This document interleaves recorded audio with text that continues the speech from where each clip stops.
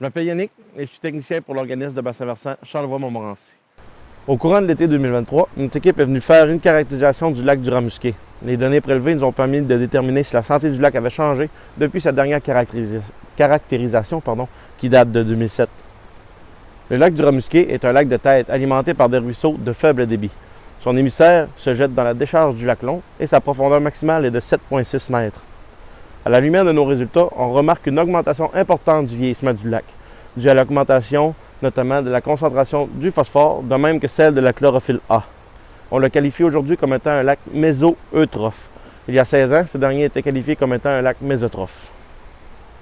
La chlorophylle A est présente dans le phytoplancton. Sa concentration dans les eaux d'un lac est une mesure indirecte de la quantité d'algues en suspension qui s'y trouvent. La concentration de chlorophylle A est donc aussi liée à la concentration du phosphore dans les eaux d'un lac. Plus il y a du phosphore dans l'eau, plus le phytoplancton possède les nutriments pour se multiplier et plus la chlorophylle A est abondante.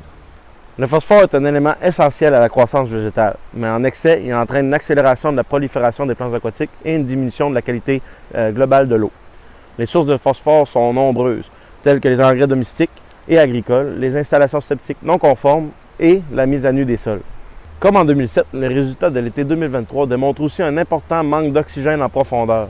Dans le dernier mètre, les concentrations en oxygène avoisinaient les 2 mg par litre. Une concentration de moins de 5 mg par litre d'oxygène au point le plus profond d'un lac limite la survie des poissons du plan d'eau. Rappelez-vous que de simples gestes peuvent faire toute la différence sur la qualité de l'eau de votre lac et sur son état de vieillissement. L'aménagement et la conservation d'une bande riveraine de plusieurs mètres entre les habitations et le lac est l'un des gestes les plus faciles à mettre en place et ayant le plus de chances aussi de retourner la situation. Contrôler aussi l'eau de ruissellement sur votre terrain est également très efficace. Privilégiez les surfaces perméables, récupérez de l'eau de pluie de vos gouttières, aménagez des plates-bandes et des jardins de pluie. Finalement, veillez à la conformité et un bon entretien de votre installation septique ou encore privilégiez l'utilisation de produits ménagers sans phosphate.